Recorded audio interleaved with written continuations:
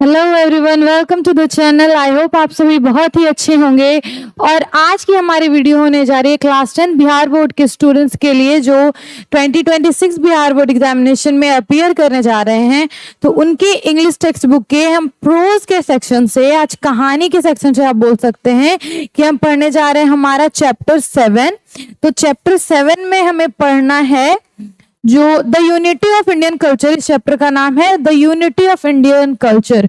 Indian जो culture है, सभ्यता है, उसकी जो एकता की बात है वो हम इसमें करेंगे। जानेंगे कि इंडिया की हिस्ट्री क्या रही, कितने लोग यहाँ पे आए, कितने साम्राज्य रहे, कैसे कैसे लोगों ने शासन किया और उनकी क्या चीजें हम अभी तक साथ रख के चल रहे हैं। ठीक है, और विभिन्नताओं के बावजूद इतनी एकता है इंडिया में, इंडियन जो सभ्यता है उसमें, वो हम इस चैप्टर में पढ़ेंगे। तो सबसे पहले हम जान लेते हैं हमारे राइटर जो है इस चैप्टर के। तो राइटर है इस चैप्टर के the unity of Indian culture. उनके राइटर हैं हमारे हुमायूं कबीर। आप यहाँ पे पिक्चर भी देख सकते हैं, हुमायूं कबीर। इनका हम राइटर इंट्रोडक्शन देख लेते हैं। ठीक है, राइटर इंट्रोडक्शन जानना इसलिए जरूरी है कि जब भी आप कोई भी लिटरेचर का एक पार्ट पढ़ रहे हो, ठीक है, तो लिटरेचर का एक पीस आइटम पढ़ रहे हो तो उसके राइटर के बारे में जानना क्या है, बहुत ही जरूरी होता है, ताकि आप समझ सकें कि राइटर कौन है और उनका बैकग्राउंड क्या रहा है, कॉन्टेक्स्ट क्या रहा, उन्होंने ये चीजें क्यों लिखी और उनकी इन चीजों को लिखने के पीछे का रीजन क्या था। ये सारी चीजें जानना बहुत ही अच्छी बात होती है। तो चलिए सबसे पहले हम राइटर इंट्रोडक्शन देख लेते हैं। Humayun Kabir was a famous poet. वो क्या थे? हुमायूं कबीर नाम है हमारे पोएट का, जो है राइटर किसके, the unity of Indian civilization या फिर इंडियन कल्चर की बात की जा रही है, भारतीय सभ्यता की जो एकता की बात की जा रही है, उसमें हुमायूं कबीर ने उस पे क्या लिखा है वो हम पढ़ेंगे। तो सबसे पहले उनके बारे में जानना है। He was a famous poet. वो क्या थे? एक बहुत ही फेमस पोएट थे। ठीक है, वो एक बहुत ही प्रसिद्ध लेखक कवि थे, नॉवेलिस्ट थे, वो नॉवेल्स भी लिखते थे और साथ ही साथ एसेइस्ट थे, वो एसेज भी लिखते थे। किसी एक टॉपिक पे वो मान लीजिए लेख भी लिखा करते थे। ठीक है, एंड रिनाउंड पॉलिटिकल थिंकर। और ये क्या थे? एक रिनाउंड, जाने माने पॉलिटिकल थिंकर थे, राजनीतिज्ञ थे। ठीक है, राजनीतिक विश्लेषक थे। He was a cabinet member, cabinet के मेंबर भी रहे हैं for scientific research and cultural affairs during Nehru prime ministership. जब नेहरू जी प्राइम मिनिस्टर थे इंडिया के, तब उनके दौरान उनकी कैबिनेट में ये क्या थे? साइंटिफिक रिसर्च और कल्चरल अफेयर्स के मिनिस्टर भी थे ये। ठीक है, उसके एक मंत्री थे। And Oxford product. ये क्या है? ऑक्सफोर्ड जो हमारा, आप ले सकते हैं ऑक्सफोर्ड जो हमारा यूनिवर्सिटी है, बहुत बड़ी, बहुत जानी मानी यूनिवर्सिटी, ऑक्सफोर्ड यूनिवर्सिटी, उसके ये एक प्रोडक्ट रहे, मतलब उसके एक स्टूडेंट थे। इन्होंने कहाँ से पढ़ाई की? ऑक्सफोर्ड यूनिवर्सिटी से उन्होंने पढ़ाई की। He had the proud privilege of being elected president of the Oxford university student union. ये सिर्फ एक स्टूडेंट ही नहीं रहे ऑक्सफोर्ड यूनिवर्सिटी के, बल्कि ये क्या थे? जो वहां का स्टूडेंट यूनियन था, ठीक है, जो छात्र संघ होता है हर यूनिवर्सिटी का, उसके ये क्या है? इलेक्टेड प्रेसिडेंट थे, उन्हें प्रेसिडेंट चुना गया था वहां का। ठीक है, जो स्टूडेंट का यूनियन था, छात्र संघ का सभापति, प्रेसिडेंट, इन्हें चुना गया। The present piece is an adapted version of Humayun's Kabir lecture delivered in Baroda University। ये जो पीस हम पढ़ने जा रहे हैं, the unity of Indian culture, ये जो इनकी पीस है, आप एक तरह से बोल सकते हैं लिखी गई आइटम है जो हम पढ़ रहे हैं, वो क्या थी? वो थी जब इन्होंने एक लेक्चर दिया था। कहाँ दिया इन्होंने एक लेक्चर? तो बड़ौदा यूनिवर्सिटी में इनका एक लेक्चर था, लेक्चर का प्रोग्राम होगा, तो वहां पे उन्होंने क्या किया? बच्चों को जो समझाया, जो चीजें पढ़ा, वही हम इस चैप्टर में पढ़ रहे हैं, the unity of Indian culture में। ठीक है, the lecture focuses on the glorious past of India's culture and it's rich heritage. ठीक है, इस लेक्चर में किस चीज पे फोकस है? कि इंडिया का जो पास्ट रहा है, ग्लोरियस पास्ट रहा है इंडिया का, मतलब एक चमचमाता सुनहरा क्या रहा है भूतकाल में। इंडिया क्या था, बहुत ही आप बोल सकते हैं रिच था, ठीक है, बहुत ही लोगों में जो क्या कल्चर भी रिच थी, लोगों के पास बहुत ज्यादा पैसा था, लोग समृद्ध थे, खुशहाल थे। तो उस पास्ट की, उस भूतकाल की बात करते हैं इस चैप्टर में हुमायूं कबीर, ठीक है। और इंडिया का जो रिच हेरिटेज था, ठीक है, रिच जो उनकी सभ्यता थी, रिच जो हेरिटेज था जिसको हम अभी तक साथ लेके चलते हैं, जो हमें गर्व है अपनी इंडिया की हिस्ट्री पे, ठीक है, उस हेरिटेज की उन्होंने बात की। It's precisely reflects Kabir's love and faith in greatness of his motherland. इससे इस चैप्टर को जब आप पढ़ेंगे तो इससे आप देखेंगे कि हुमायूं कबीर क्या है, अपने मदरलैंड इंडिया से कितना प्यार करते हैं और उन्हें कितना विश्वास है किस चीज पे, उनके अपने मदरलैंड की महानता पे, उनके अपने मातृभूमि की महानता पे क्या है, उन्हें बहुत ही विश्वास है और अपनी मातृभूमि से कितना प्यार करते हैं। तो चलिए ये चैप्टर भी देख लेते हैं ताकि आप अच्छे से समझ सके। पर थोड़ा पहले हिंदी में भी मैं आपको एक बार समझा देती हूँ।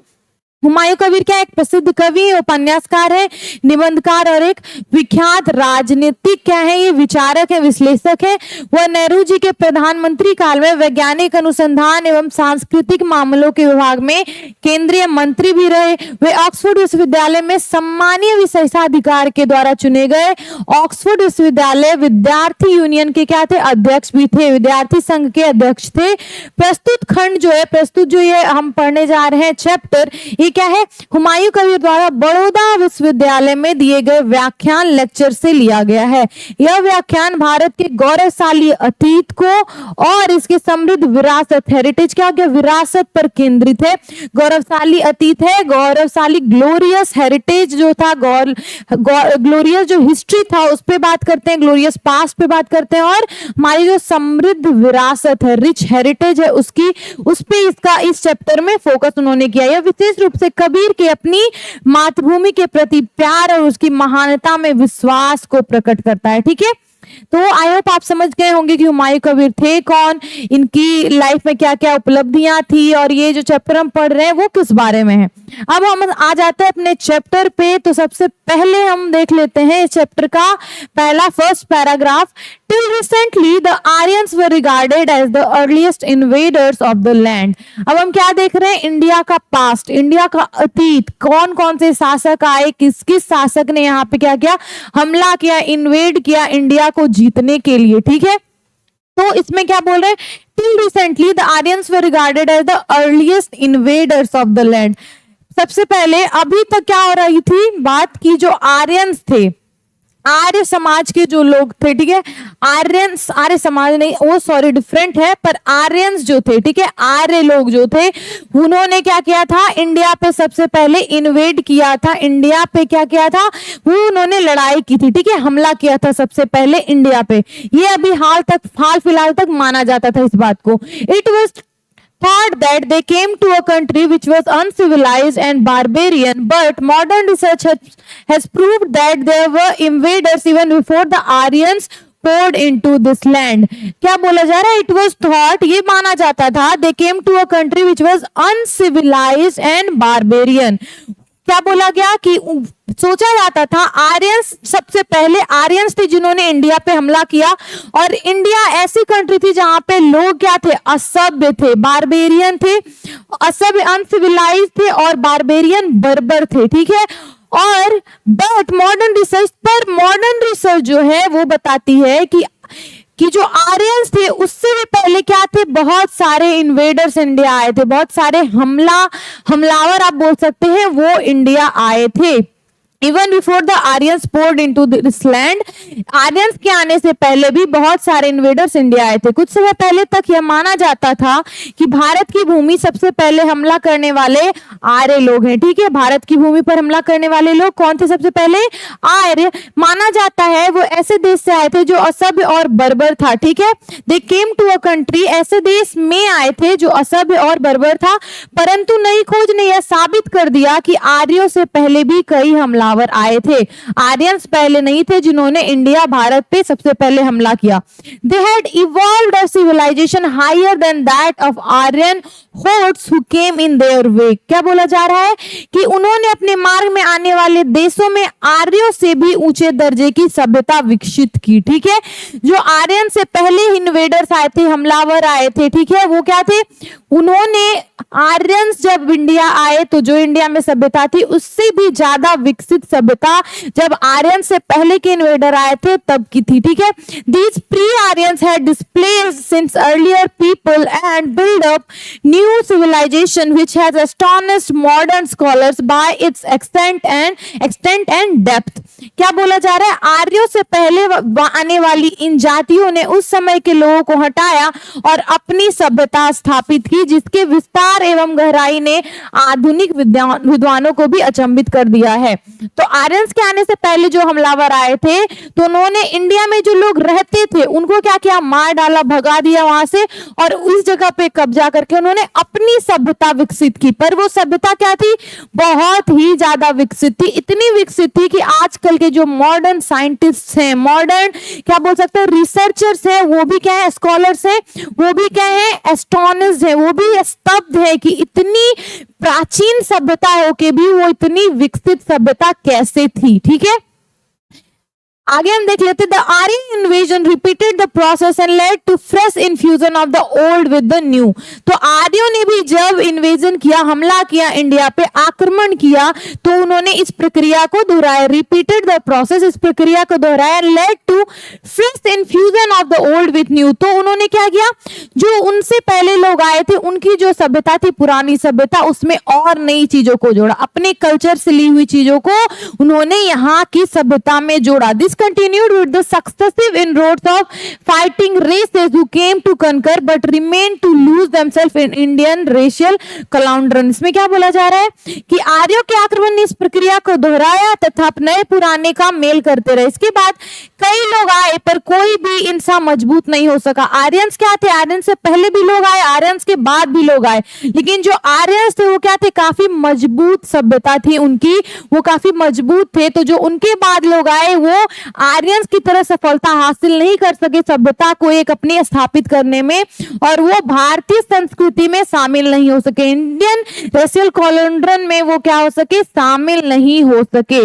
The Greek invaders were followed by Sakas and Huns and 100 other nameless tribes. तो ग्रीक इन्वेडर्स क्या थे, हाँ, ग्रीक हमलावर भी आए और उनके बाद क्या हुआ, शक आए, हुन आए, ये सब क्या है, इन्वेडर्स हैं। ठीक है, हमलावर थे, आक्रमणकारी थे जिन्होंने इंडिया पे हमला किया। आर्यंस आए, ग्रीक्स आए, शक और हुन आए, और फिर ऐसे सैकड़ों बेनाम जातियां आई, सैकड़ों बेनाम आक्रमणकारी आए जिन्होंने इंडिया पे हमला करना चाहा, पर कोई भी आर्यंस के जितना वो क्या था, विकसित सभ्यता उनकी नहीं थी और कोई भी उनके जितना मजबूत नहीं था।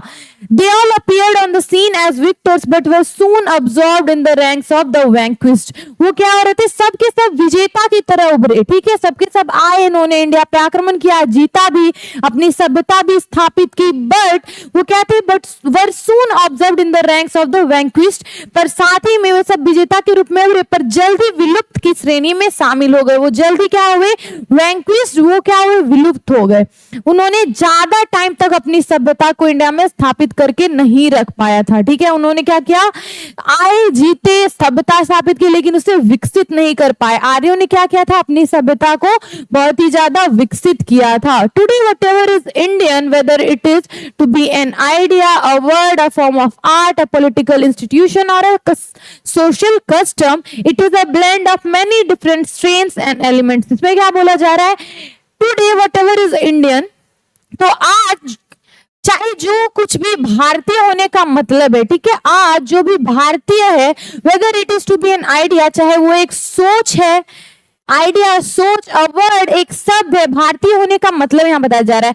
आज भारतीयता को लोग क्या कैसे देख रहे हैं, एक आइडिया के तौर पर, एक सोच के तौर पर, या फिर अ वर्ड, एक शब्द के तौर पर, अ फॉर्म ऑफ आर्ट, एक कला के रूप में देख रहे हैं, या फिर एक पॉलिटिकल इंस्टीट्यूशन, एक राजनीतिक संगठन के रूप में देख रहे हैं, या फिर एक और सोशल कस्टम, एक सामाजिक प्रथा के रूप में भारतीयता को देख रहे हैं।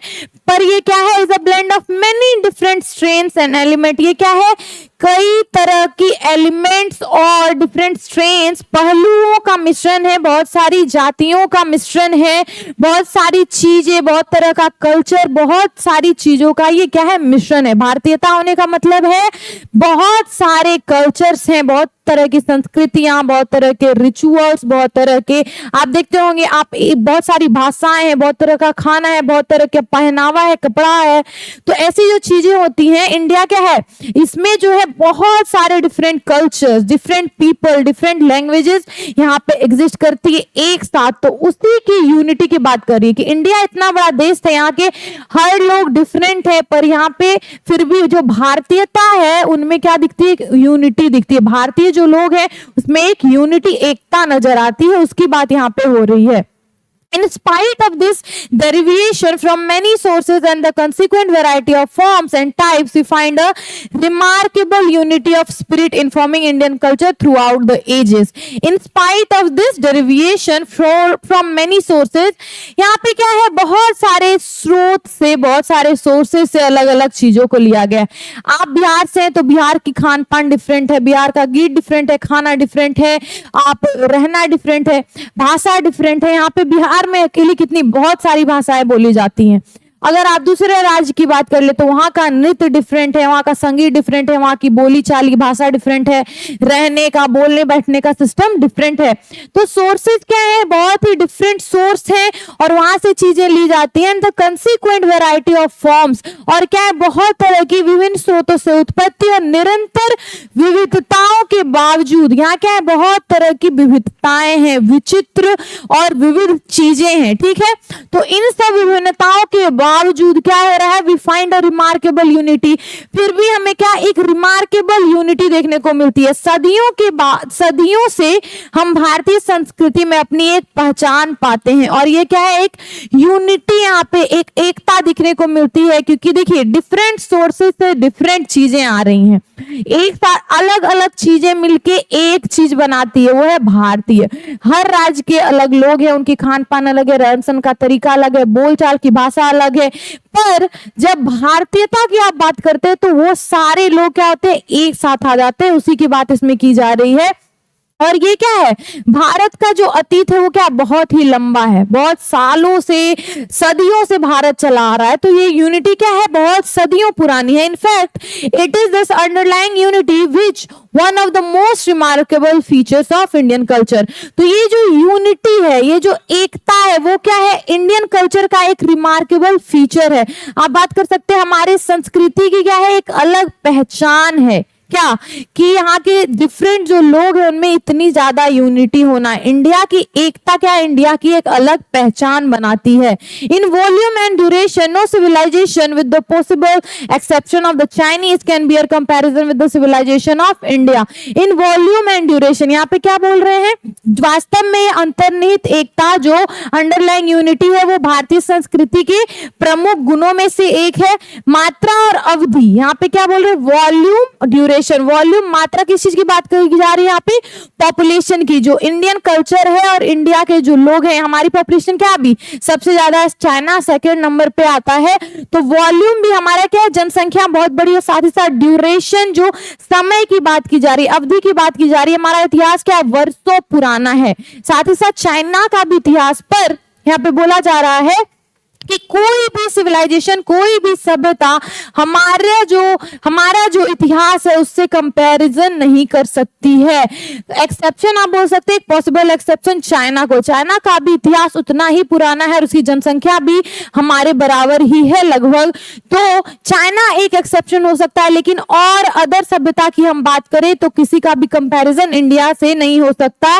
भारत की सभ्यता के साथ तुलना करने के लायक कोई भी अलग कोई भी और सभ्यता नहीं है। ठीक है, नेक्स्ट है हमारा the unity of Indian culture में the area of land, the number of the people, the variety of the races and the length of the India's history are hardly repeated elsewhere. The area of land, भूमि का क्षेत्रफल, the number of people, लोगों की जो जनसंख्या है, the variety of races, जातियों की जो विविधता, अलग अलग तरीके के दिखने वाले लोग यहाँ पे रहते हैं, and the length of the India's history, और जो भारतीय इतिहास का जो लेंथ है वो कितना पुराना है भारतीय इतिहास, उसकी लंबाई आप बोल सकते हैं length, are hardly repeated elsewhere, उसकी पुनरावृत्ति रिपीट करना उससे बहुत ही मुश्किल है, वो आपको कहीं भी मुश्किल से भी नहीं मिलेगी।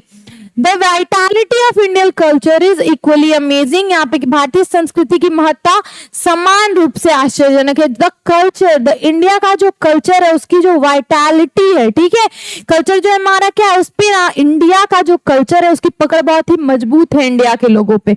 हम अपने कल्चर से, हम अपनी मातृभूमि से क्या करते हैं, बहुत प्यार करते हैं, तो उसकी वाइटैलिटी क्या है, बहुत ही मजबूत है महत्ता, और उसकी आश्चर्यजनक रूप से वो क्या है, मजबूत है। In spite of 1000 vicissitudes it has survived to the modern day। कितनी चढ़ाव, उतार चढ़ाव बहुत सारी देखी इंडिया ने, कितने ही तरह के आक्रमणकारी आए, हमारे पे ब्रिटिशर्स ने भी शासन किया, उससे पहले ही बहुत सारे बाहरी लोगों ने हम पे शासन किया, मुगलों ने शासन किया, ठीक है, पुर्तगालियों ने शासन किया, तो ऐसे जो लोग आए अलग अलग कल्चर लेके वो इंडिया आए, लेकिन इंडिया का जो कल्चर है अभी तक मौजूद है इंडिया के गांव में, इंडिया के शहरों में, इंडिया के लोगों में, ठीक है। हमने अपने कल्चर को, सभ्यता को और हमारी डाइवर्सिटी जो है, हमारा जो रिचुअल्स है आप बोल सकते हैं, हमारा जो संगीत है, उन सब चीजों को हम भूले नहीं, अपने कल्चर को, हम संस्कृति को भूले नहीं है, ठीक है। बहुत सारे उतार चढ़ावों के बावजूद यह क्या है, इंडिया की जो कल्चर है आज तक कायम है। This has been possible only on account of a sense of Indianness which imposed unity on all diversity and wove into what fabric of national life। यहाँ क्या बोला जा रहा है, this has been possible only on account of a sense of Indianness. ये कैसे संभव हो पाया, ये संभव हो पाया क्योंकि लोग जो है यहाँ पे उनमें एक जो भारतीयता, भारतीय होने का जो सेंस है, एक आप बोल सकते हैं जो सोच है हमारी, ठीक है, हम क्या सोचते हैं, हम भारतीय हैं।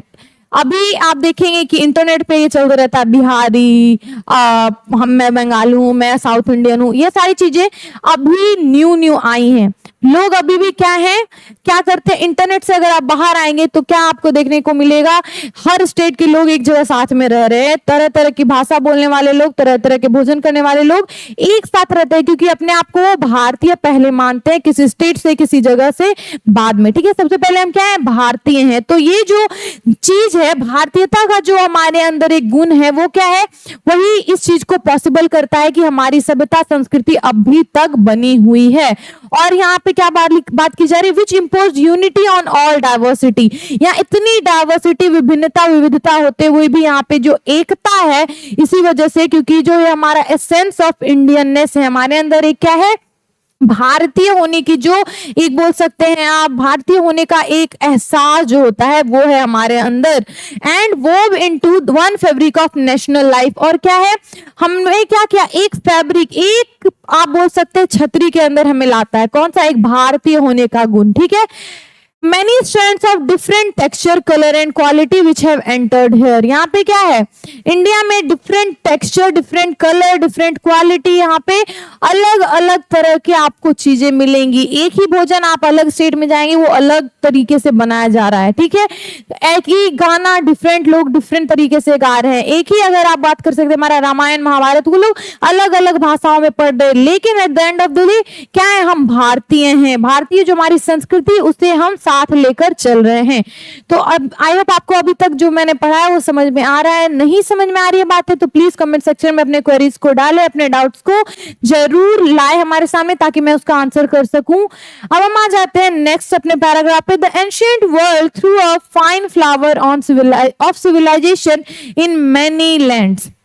तो ये क्या है, With the exception of India, China, they are all dead and gone. The ancient world, जो पुरानी हमारी दुनिया थी, उन्होंने क्या किया, सिविलाइजेशन जो था, ये जो सभ्यताएं थी, विभिन्न सभ्यताएं अलग अलग जगह पर उभरी। ठीक है, पुराना जो समय था उसमें क्या थी, सिर्फ इंडिया और चाइना का ही सिविलाइजेशन नहीं था, और भी अलग अलग सिविलाइजेशन थी। मेसोपोटामिया की सभ्यता आप बोल सकते हैं, सिंधु घाटी सभ्यता, ये बहुत तरह की सभ्यताएं अलग अलग देश में थी।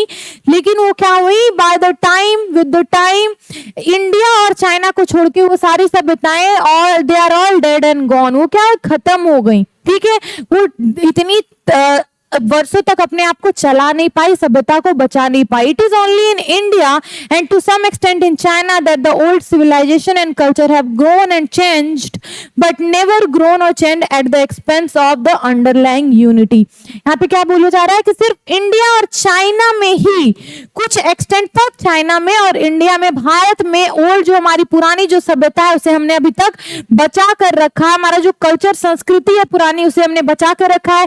वो बदला है, उसमें बदलाव आए हैं, वो विकसित हुआ है, और पर बट नेवर ग्रोन और change on the expense of underlying unity. पर बदलाव जो आए सभ्यता में, हमारे जो विकास सभ्यता का हुआ, जो बदलाव हुआ, पर हमने क्या किया, अपनी सभ्यता को और हमारी जो एकता थी वो खत्म नहीं हुई। ठीक है, कितने भी बदलाव आ जाए, हमारा सभ्यता का विकास हो जाए, पर हमारी जो अंडरलाइंग एकता है, ठीक है, जो हमारी बुनियादी जो हमारी सोच है वो कभी नहीं बदली। हमारी एकता, भारतीयता होने का जो हमारा एहसास है वो बना रहा, गुण हमारा बना रहा। This has been possible only through the capacity of readjustment exhibited by the Indian society. और ये किस वजह से पॉसिबल हो पाया, ये पॉसिबल हो पाया क्योंकि ये संभव हो पाया through the capacity of readjustment exhibited by the Indian society. क्योंकि जो हमारी भारतीय सभ्यता है, समाज है, उसमें क्या है, पुनर्सामंजस्य, रीएडजस्टमेंट जो होता है उसकी कैपेसिटी ज्यादा है। ठीक है, हम ना नई नई चीजों के साथ क्या कर सकते हैं, एडजस्ट कर सकते हैं, सामंजस्य बिठा सकते हैं, तालमेल बिठा सकते हैं, और विकास के साथ हमारी जो सभ्यता उसमें बदलाव के साथ साथ हम क्या कर सकते हैं, उसके साथ तालमेल बिठा सकते हैं, और जो हमारी पुरानी चीजें हैं उसे भी साथ लेकर अपने साथ चल सकते हैं। इसकी बात यहाँ पे की जा रही है। भारतीय सभ्यता, भारतीय जो समाज है वो क्या कर रहा है, पुरानी चीजों और नई चीजों का तालमेल बिठा के साथ में चल रहा है। इसीलिए जो हमारी पुरानी सभ्यता है वो अभी तक बची हुई है। The ancient world through a fine flowers of civilization in mainland, ये हमारा हो गया। अभी हमने देखा ये पूरा पैराग्राफ। नेक्स्ट पैराग्राफ हम देख लेते हैं।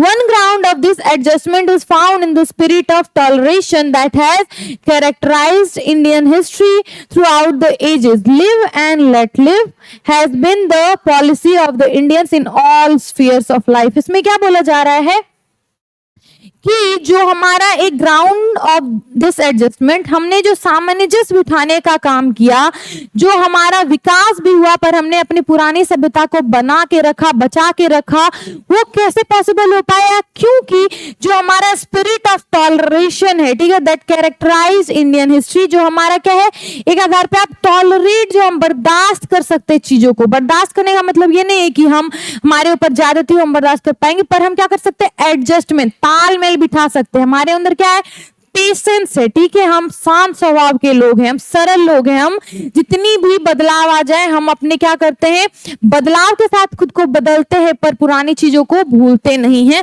और इसकी वजह से हमने क्या देखा कि हमारा जो इंडियन हिस्ट्री है वो सदियों से किस बात को, किस पॉलिसी को मानता है, लिव एंड लेट लिव। इसमें क्या हम देख रहे हैं कि जियो और जीने दो वाली जो पॉलिसी है, जो आप बोल सकते हैं एक आप सोच है हमारे अंदर, इसकी वजह से हमारी सभ्यता क्या अभी तक कायम है, हमारी पुरानी सभ्य संस्कृति अभी तक जिंदा है। लिव एंड लेट लिव, जियो और जीने दो की पॉलिसी जो हमारी, उसके कारण हम हमेशा से मानते आए हैं जियो और जीने दो। इस समायोजन का आधार क्या है, बर्दाश्त करने की भावना दिखाई देता है, जो सदियों से भारतीय इतिहास की विशेषता रही है कि हम क्या है, हमने इंडियन जो सिविलाइजेशन है वो कभी किसी पे जाके हमला नहीं करती है। हमारे पास अपनी विशेष गुण थे, हमारी सभ्यता थी जिसे हमने विकसित किया, लेकिन हमने कभी ना किसी पे हमला किया, ना किसी के पास मदद मांगी। हम अपने में ही एक मजबूत और क्या थे, बहुत ही केपेबल सभ्यता थे। ठीक है, हमारे पास सारी चीजें मौजूद थी। इसकी वजह से क्या था, हमारे अंदर एक पेशेंस का गुण था, हमारे अंदर एक सरलता का भाव था कि कितनी भी बदलाव हमारे अंदर आए हम टिके रहेंगे। इसकी वजह से हमने क्या थी, हमारी जो पॉलिसी थी लिव एंड लेट लिव, जियो और जीने दो, वो कायम कर पाई, हमारे सभ्यता को अभी तक जिंदा रख पाई है। ठीक है, कभी कभी ये इतना गहरा हो गया कि अलग अलग सोच के साथ भी हम रह सकते हैं। ये पॉलिसी जो हमारी है लिव एंड लेट लिव, ये क्या है, Indians in all spheres of life, ये जो भारतीय लोग हैं जियो और जीने दो की पॉलिसी को हर जीवन के कोने कोने में अपनाते हैं। ठीक है, और sometimes this has been carried so far that contrary in if not contradictory attitudes have been allowed to survive simultaneously। इसमें क्या हुआ, विभिन्नताएं होने के बावजूद, विभिन्न विचार होने के बावजूद, कॉन्ट्राडिक्शन था, विरोधाभास होने के बावजूद हम क्या कर सके, एकता के साथ रह सके, भारतीय लोगों को हम जोड़ के रख सके, क्योंकि हमारे अंदर क्या थी, जियो और जीने दो की भावना थी। हम टॉलरेंट थे चीजों को लेके, हम क्या थे, बहुत ही सरल लोग हैं। हम जियो और जीने दो की ये जो पॉलिसी उसे अपना के चलते हैं। इसकी वजह से क्या हुआ कि विभिन्नताओं के बावजूद भी हमारी जो सभ्यता थी पुरानी, वो अभी तक हम अपने साथ लेके चल रहे हैं। Toleration had led to the sufferance of civil and even indifference to the values of life. इसकी वजह से कई बार लोगों को सहन भी करना पड़ता है, हमें टॉलरेट भी करना पड़ता है, किसको, सफरेंस, पीड़ाओं को। ठीक है, फिर भी this however is eight worst the defect of virtue, पर ये क्या है, सहनशीलता उस हठ धर्मिता से बेहतर ही है। ठीक है, this however is worst the defect of a virtue, ये क्या है, ये जो हमारा टॉलरेंस है, हमारी जो सहन शक्ति, ये एक वर्च्यू है। ठीक है, ये क्या है, एक गुण है, ना कि ये एक वर्स्ट डिफेक्ट है, ये कोई गलती नहीं है हमारे अंदर, ये गलत भावना नहीं है, ये क्या है, हमारी एक वर्च्यू, हमारा गुण है, हमारी सहनशीलता।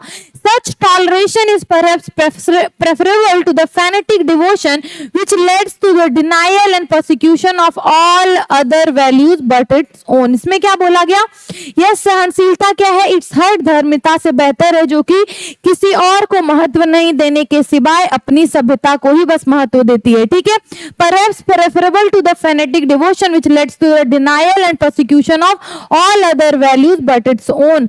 तो जो हमारी सहनशीलता है, जो हम क्या, जो सारी सभी लोगों को जियो और जीने दो वाली हमारी भावना है, हम सारी सभ्यताओं जो जो हमारे पर हमने सको, हुनो और आर्यन जो भी अपनी सभ्यता लेके आए, उन सारी सभ्यताओं को हमने हमारी जो पुरानी सभ्यता थी उसमें मिला लिया, उसमें अपना लिया उन सारी सभ्यताओं को। ठीक है, सारे जो विभिन्नताएं थी उसे अपना के हम चले। तो ये जो टॉलरेंस, बर्दाश्त करने की हमारी क्षमता है, ये गुण है। ठीक है, और ये जो गुण है ये प्रेफरेबल है किस चीज से, तो जो हमारी हर धर्मिता होती है कि नहीं, जो मेरी सभ्यता है वो बेहतर है, मेरा मेरा मेरा वाला जो ये गुण होता है उससे बेहतर है क्या, कि हम सहनशील हो और जो अलग अलग विचार हैं उसे हम अपना सके, ताकि इसी की वजह से हमारे जो भारतीय सभ्यता थी वो अभी तक चली आ रही है। ठीक है, हमारी जो वैल्यूज है वो क्या हो सके, इतना ही हम अपने वैल्यूज की पूजा ना करने लगे, ताकि दूसरे वैल्यूज को हम क्या करें, दूसरे लोगों के वैल्यूज का पूरा परसिक्यूशन कर दें, या फिर उसे मानने से ही इनकार कर दें,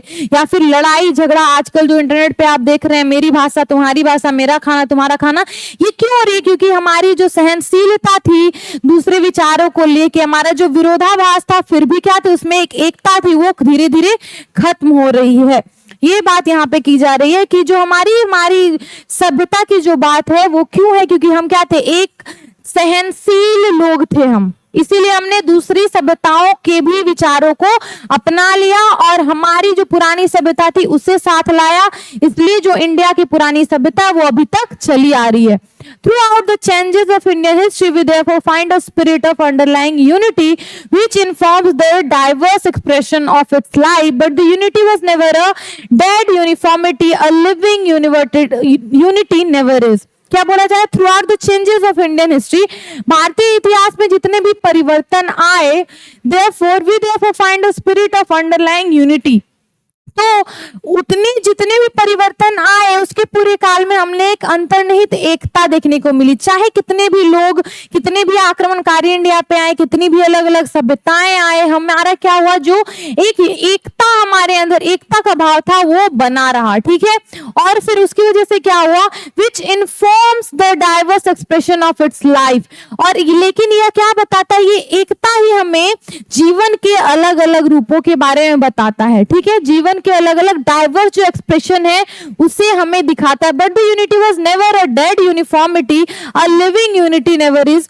इसमें क्या बोला जा रहा है, यह जो एकता थी यह एक जीवंत एकता कभी नहीं रही। ठीक है, एक जीवंत एकता ये कभी नहीं रही, और it can not be simply और यूनिटरली defined. There is no single character or mark which can be regarded as the essence or distinctive feature of culture. It is always a complex of many strands of varying importance and vitality. इसमें क्या बोला जा रहा है कि किसी भी संस्कृति के लिए एकता और सार्वजनिकता होनी चाहिए, यह सत्व एवं महत्वपूर्ण है। किसी भी संस्कृति में, सभ्यता में उसे जीवित रहने के लिए उसमें क्या होनी चाहिए, एकता होनी चाहिए। ठीक है, तभी वो जिंदा रहेगा। अब संस्कृति ऐसी अवधारणा है जिसे सरलता से या एकात्मकता से परिभाषित नहीं किया जा सकता। संस्कृति, कोई भी संस्कृति क्या होती है, उसमें बहुत सारी चीजें होती हैं, different expression of life, different strands of life वहां होता है संस्कृति में। ठीक है, विभिन्नताएं होती हैं, तभी वो एक संस्कृति बनता है, अलग अलग चीजों को मिलाकर। तो उसमें एकात्मकता नहीं हो सकती, कोई एक चीज से संस्कृति नहीं बनती है। ठीक है, उसमें सरलता नहीं होती, ऐसी कोई विशेषता या चिन्ह नहीं है जो संस्कृति के सार या खास गुण के रूप में जाना जा सके। संस्कृति में कोई एक चीज की आप बात नहीं कर सकते, वो विभिन्न चीजों से मिलकर बनी है। यह भिन्नतापूर्ण महत्व और जीवंतता के अनेक भावों का मिश्रण है। संस्कृति क्या है, संस्कृति के बारे में, कल्चर के बारे में यहाँ बात की जा रही है कि जो कल्चर होता है वो क्या होता है, भिन्नतापूर्ण हो, विभिन्नताएं उसमें होती हैं। ठीक है, और वो क्या है, वही संस्कृति को बनाता है। वो क्या है, बहुत ही महत्वपूर्ण है संस्कृति में विभिन्नताओं का होना। भारतीय कल्चर में जैसे डिफरेंट लोग हैं, वो क्या है, बहुत ही महत्वपूर्ण है, तभी भारतीय कल्चर जो है इतनी सुंदर है। विभिन्नताएं हैं और विभिन्नताओं में एकता की वजह से ही भारतीय सभ्यता की सुंदरता बनी हुई है। If we attempt to differentiate between culture and civilization of life, which makes civil society possible, culture on other hand is a resultant of such organization and expresses itself through language and art, through philosophy and religion, through social habits and customs, and through political institutions and economic organizations. क्या बोला जा रहा है, if we attempt to differentiate between culture and civilization, तो अगर हम क्या करें, कल्चर, संस्कृति और सिविलाइजेशन, सभ्यता को अलग अलग देखें, अगर हम संस्कृति और सभ्यता में विभिन्नताएं निकालने लगे तो जिससे समाज बनता है वो क्या हो गई, तो वो ऐसी संस्कृति हो गई। ये क्या है, कल्चर ऑन अदर हैंड, ये क्या है, civilization of life which makes civil society possible.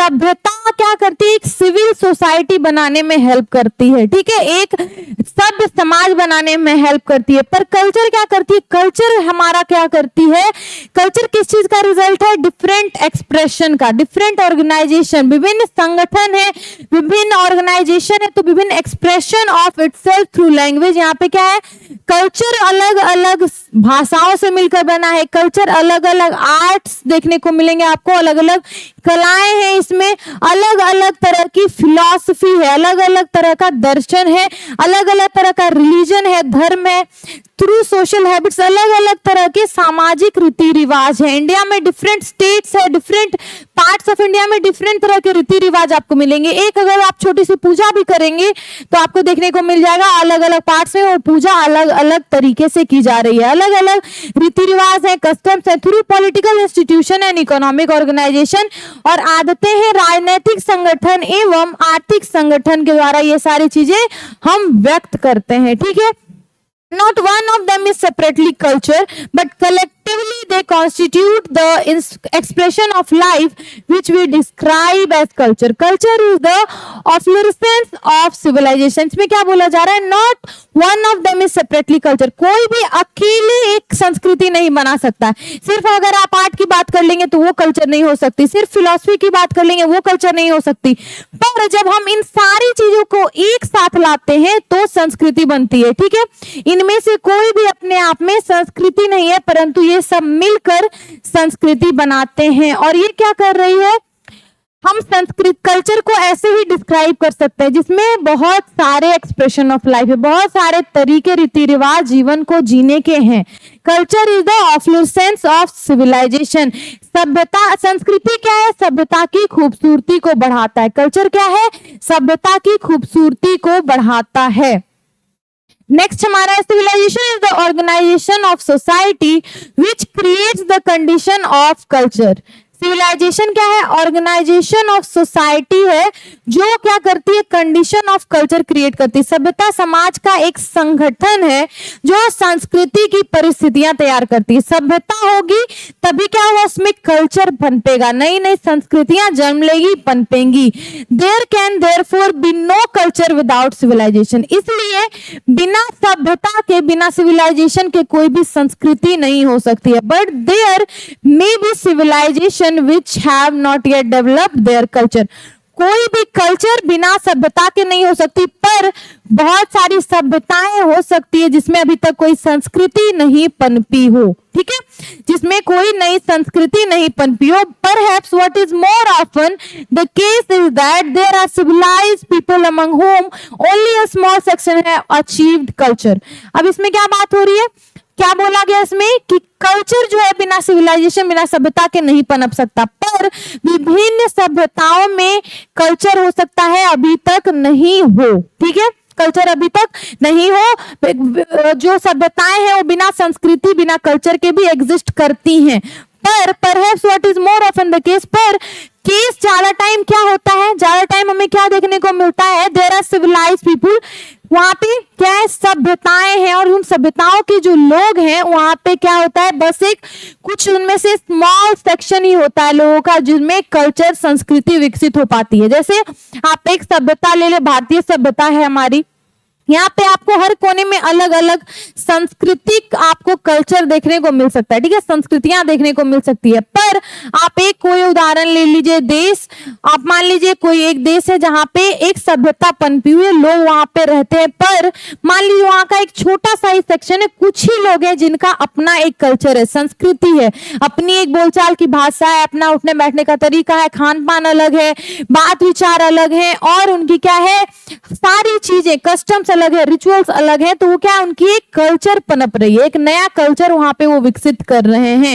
इसीलिए ऐसा केसेस बहुत बार देखने को मिलता है कि बस एक स्मॉल सेक्शन, एक छोटे सेक्शन में लोग क्या करते हैं? कल्चर विकसित होने लगती है। We have therefore had and still have races and nations that are civilized, but except for India we have not yet had any nation or race that could be regarded as cultured in all its sections and classes.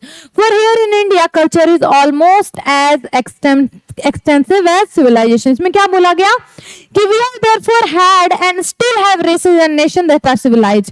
इसीलिए हमें क्या हो रहा है कि बहुत सारे races, बहुत सारी क्या हो सकती है? जातियों के लोग, और साथ ही साथ बहुत सारे राष्ट्र ऐसे देखने को मिलते हैं जहां पे सभ्यताएं हैं, वो क्या है? सभ्य समाज के लोग हैं। पर वहां जो है भारत को छोड़ के आप बात करें तो we had not yet had any nation और race that could be regarded as cultured in all its sections.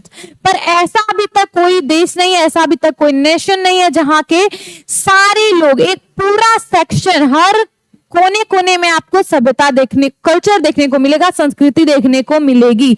सभ्य समाज है पर उनकी अपनी एक संस्कृति नहीं पनपी है। पर अगर हम इंडिया की बात करें, for here in India culture is almost as extensive as civilization. पर इंडिया की बात करें तो यहाँ की जो संस्कृति है वो क्या है? उतनी ही बड़ी है जितना हमारी सभ्यता बड़ी ही है। ठीक है, जितनी हमारी सभ्यता बड़ी है उतना ही एक्सटेंसिव, उतना ही बड़ा हमारा क्या है? कल्चर भी है। फिर हम हिंदी में पढ़ लेते हैं ताकि आपको क्लियर हो जाए बातें। सभ्यता समाज का एक संगठन है जो संस्कृति की परिस्थितियां तैयार करती है ताकि संस्कृतियां पनप सके। सभ्य लोगों में संस्कृतियां नई नई पनपती हैं, इसलिए सभ्यता के बगैर कोई संस्कृति नहीं हो सकती। सभ्यता होगी तभी उसमें संस्कृति पनपेगी। पर सभ्यता हो सकती है जिसकी संस्कृति विकसित ना हुई हो, लेकिन सभी लोग हो सकते हैं जिनमें अभी तक कोई संस्कृति, उनका कोई अपना कल्चर नहीं है। संभवतः प्राय ऐसे कई लोग हैं जो सभ्य हैं, कई ऐसे लोग हैं, कई ऐसे लोगों का ग्रुप है जो सभ्य है पर उनकी संस्कृति पर एक नाम मात्र ही पकड़ है। उनकी क्या है, संस्कृति जो है, कल्चर जो है उनमें देखने को नहीं मिलता। इस प्रकार हमारे पास कई जातियां और देश हैं जो सभ्य है पर सांस्कृतिक रूप से बहुत आगे नहीं है, उनकी अपनी कोई संस्कृति उतनी विकसित नहीं है। पर अगर हम भारत की बात करें तो दोनों ही है यहाँ पे, क्योंकि यहाँ संस्कृति को भी उतना ही महत्व दिया जाता है जितनी हमारी सभ्यता को। ठीक है, नेक्स्ट है हमारा the experience of European countries gives us cases of civilization without culture. अगर आप यूरोपीय देशों को देखें तो वहां पे सभ्यता है, एक सभ्य समाज है, सभ्य लोग हैं, पर वहां पे कल्चर नहीं है, संस्कृति नहीं है। ठीक है, यूरोपीय देशों का अनुभव कई सभ्यताएं दर्शाता है जो संस्कृति के बगैर है, वहां पे संस्कृति नहीं है, कल्चर नहीं है। In India on the other hand, अगर लेकिन हम भारत की बात करें, even the casual tourist have observed that the difference between the masses and classes is not one of the quality and can be explained in terms of information and opportunity। और यहाँ पे अगर कोई बाहरी पर्यटक भी आया, ठीक है, नॉर्मली इंडिया घूमने, तो वो क्या देखेगा, वो देख सकता है सामान्य लोगों और ऊंचे दर्जे वाले लोगों के मध्य गुणवत्ता का अंतर नहीं है। सामान्य जो लोग है, गरीब जो लोग है, उनमें भी उतनी ही कल्चर है जितना एक अमीर घरों में लोगों के पास कल्चर है, संस्कृति उनका। गरीब लोग भी उतने ही ज्यादा कल्चर सभ्यता समाज में संस्कृति को फॉलो करते हैं, उनका भी अपना एक अलग खान पान है, अलग गाना बजाना है, अलग तरह से रहन सहन है, जितना आप देख सकते हैं एक अमीर दर्जे के लोगों में। क्वालिटी, गुणवत्ता का अंतर यहाँ पे नहीं है। ठीक है, जानकारी और अवसर का अंतर है। जानकारी लोगों में, जो गरीब लोग होते हैं जिनके पास पैसे कम है, वो छोटे जगह से आते हैं, उनके पास जानकारी कम है। ठीक है, उनके पास क्या है, फिर अवसर नहीं है, अपॉर्चुनिटी नहीं है कि वो अपने कल्चर को लोगों के सामने ला सके। वही अमीर लोग जो होते हैं वो अपने कल्चर को लोगों के सामने रख देते हैं, दिखा सकते हैं, उन्हें फ्लेक्स कर सकते हैं। ठीक है, ये डिफरेंस है, पर क्वालिटी का डिफरेंस नहीं है। यहाँ पे the classes is at time so great that it has taken the faith of the most fervent of democrats. It is often otherwise in Europe. लेकिन यूरोप में क्या होता है, इंडिया में जैसे हमने बात की कि इंडिया में ऊंचे दर्जे, छोटे दर्जे, सबके पास एक जैसी सभ्यता, एक बहुत तरह की संस्कृतियां आपको देखने को मिलेंगी। ठीक है, देयर आर ये क्या हो रहा है, if it is often otherwise in Europe. Europe में ऐसा नहीं है, वहां के गरीब लोग या अमीर लोग, वहां पे जो कल्चर है, संस्कृति है, उतनी विकसित नहीं है। There the difference in equality, but the masses and the classes is at times so great that it has taken the faith of most favorite of Democrats। वहां पे क्या है, क्वालिटी का डिफरेंस है। ठीक है, गरीब जो लोग हैं और अमीर जो लोग हैं, वहां पे गुणवत्ता का डिफरेंस आ जाता है बिटवीन द मासेज। वहां की जो यूरोप में यह प्राय नहीं है, यहाँ आम जन और ऋषि जनों के बीच गुणों में विभाजन कई बार इतना ज्यादा हो सकता है। और ये जो डिफरेंस है, मेनी टाइम्स सो ग्रेट, ये जो डिफरेंस है इतना ज्यादा हो जाता है कि प्रजातंत्र के जो समर्थक हैं उनका भी विश्वास हिल जाता है। जो डेमोक्रेट्स हैं, प्रजातंत्र का जो समर्थन करते हैं, उनका विश्वास हिल जाता है। क्यों? क्योंकि वहां पे जो अमीर लोग हैं और जो गरीब लोग हैं, उनके बीच में जो असमानता है वो बहुत ही ज्यादा है। गरीब जो लोग हैं उनमें कोई कल्चर है ही नहीं, क्योंकि उनके पास ना पैसे हैं, वो क्या करते हैं, मेहनत करते हैं, खाना पीना खा रहे हैं, सो रहे हैं। और जो अमीर लोग हैं वो, उनके पास ज्यादा पैसे हैं तो अपनी संस्कृति को दिखा पाते हैं। ठीक है, तो ये वहां पे ज्यादा देखने को मिलता है। लेकिन वही अगर हम इंडिया की बात करें, यहाँ पे गरीब लोग भी एक अगर पूजा मनाए तो उतनी ही खुशी और उतना ही एक्साइटमेंट के साथ मनाते हैं जितना कि एक अमीर इंसान। ठीक है, तो ये जो कल्चर, हमारी जो संस्कृति है, उसे गरीब लोग भी उतना ही आगे ले जा रहे हैं जितना कि अमीर लोग। ये चीजें यूरोपीय देशों में देखने को नहीं मिलती हैं। The remarkable phenomena can be explained only in terms of the unity and continuity of Indian culture। यह विशिष्ट घटना कैसे व्याख्या इसकी कर सकते हैं हम इसे बोल सकते हैं only in terms of unity. इससे हम समाज में हमारी जो भारतीय संस्कृति की एकता और निरंतरता है, उसी से हम कर सकते हैं इसे डिस्क्राइब। ठीक है, जो हमारी एकता है और हमारी जो सभ्यता, जो हमारा कल्चर निरंतर तरीके से चला आ रहा है, उसी की तरह से ये जो फेनोमिना है कि इंडिया में जो हमारी सभ्यता अभी तक चली आ रही है, उसे हम डिस्क्राइब कर सकते हैं। Unity is in one sense the common characteristic of all culture. ठीक है, हर सभ्यता का, हर संस्कृति का एक कॉमन कल्चर, एक कॉमन जो फीचर है वो क्या है, हमारा यूनिटी। एकता होगी तभी कोई भी संस्कृति कायम रह सकती है। What specially distinguishes the culture of India is its unbroken continuity। लेकिन इंडिया के कल्चर, इंडिया की जो संस्कृति है वो अलग कैसे है, वो इस प्रकार दूसरे सभ्यता से, दूसरे कल्चर से अलग है कि ये जो हमारी कंटिन्यूटी है, ताकि जो हमारी जो संस्कृति की निरंतरता है, जो हमने संस्कृति पुरानी हमारी जो सभ्यता है उसे अभी तक हमने कायम रखा है, वो हमें दूसरी संस्कृतियों से अलग बनाती है। Here there have been no violent or sudden breaks, but on the contrary a steady growth and extension of culture which has gradually permeated every class and section of society। यहाँ पे क्या हुआ, यहाँ पे कोई भी जो निरंतरता चली आ रही है, जो हमारी संस्कृति निरंतर रूप से चली आ रही है, उसमें कभी भी ब्रेक नहीं लगा, उसका विकास कभी नहीं रुका, वो हमेशा ही विकसित होती गई, निरंतर तरीके से स्टडी ग्रोथ उसमें होता रहा, विकसित होती गई, और एक्सटेंशन उसमें कुछ ना कुछ चीजें जुड़ती गई लगातार। ठीक है, and which has gradually permeated every class and section of society. और हमारे समाज के हर वर्ग और हर सेक्शन में जो अलग अलग लोग हैं, उन सब तक ये संस्कृति पहुंची है। ठीक है, यहाँ संस्कृति का सतत विकास और विस्तार हुआ, एक्सटेंशन हुआ, समाज के प्रत्येक वर्ग और खंड में क्रमबद्ध रूप से ये क्या हुई, मिली है, क्रमबद्ध रूप से ये क्या हुई, प्रवेश करके हमारी जो कल्चर है वो रही है। ठीक है, इसलिए क्या है, इंडिया का जो कल्चर है बहुत ही एक्सटेंसिव है। ठीक है, यहाँ पे बहुत सारी चीजें मिलके इंडिया का कल्चर बनाती है, इंडिया की जो संस्कृति है उसे बनाती हैं। और इसमें जो सबसे रिमार्केबल रीजन इसका क्या है, जो इंडिया की संस्कृति अभी तक चली आ रही है, वो है यूनिटी, हमारी एकता। ठीक है, हमारी एकता और हमारे जो संस्कृति है उसकी जो निरंतरता है वो हमें बनाती है अलग दूसरे सभ्यताओं से, दूसरे संस्कृतियों से। ठीक है, तो हमने जाना, ये बहुत ही लंबा चैप्टर था, आपको समझ में आया हो। इसमें हमारे जो राइटर थे उन्होंने, हुमायूं कबीर, उन्होंने क्या बताया, इंडिया के कल्चर के बारे में, कैसे कितने लोग, कितने आक्रमणकारी आए, लेकिन कितने ही तरह के आक्रमण के बावजूद, कितने ही तरह के सभ्यताओं के आ जाने के बावजूद हमारा जो पुरानी हमारी सभ्यता है और हमारी संस्कृति है वो अभी तक बनी हुई है। उसका रीजन क्या है, ये सारी चीजें हमने इस चैप्टर में जाना है। आपको समझ में आई होंगी सारी बातें। अगर नहीं आई, कोई भी डाउट या क्वेरी है तो प्लीज कमेंट सेक्शन में वो सारी क्वेरीज को डालें, I will get to that, मैं इसका जरूर आंसर करूंगी और आपके डाउट को क्लियर करने की कोशिश करूंगी।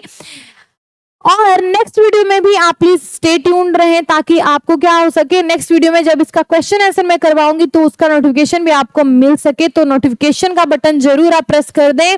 तो अब हम लास्टली बात कर लेते हैं हमारे पब्लिकेशन के बारे में, जो है रोशनी पब्लिकेशन, और ये 17 सालों से पब्लिकेशन के क्षेत्र में काम कर रही है और आपके लिए लेके आई है कैप्टन सीरीज की ये किताबें, जो है हिंदी के लिए गौरली, संस्कृत के लिए पीयूषम और पैनोरमा की जो इंग्लिश रीडर है, इंग्लिश की किताबें हैं ये। साथ ही साथ हमारा सोशल स्टडीज की बुक, जिसमें आ रहा है हमारा हिस्ट्री, इकोनॉमिक्स, पॉलिटिकल साइंस और हमारा ज्योग्राफी।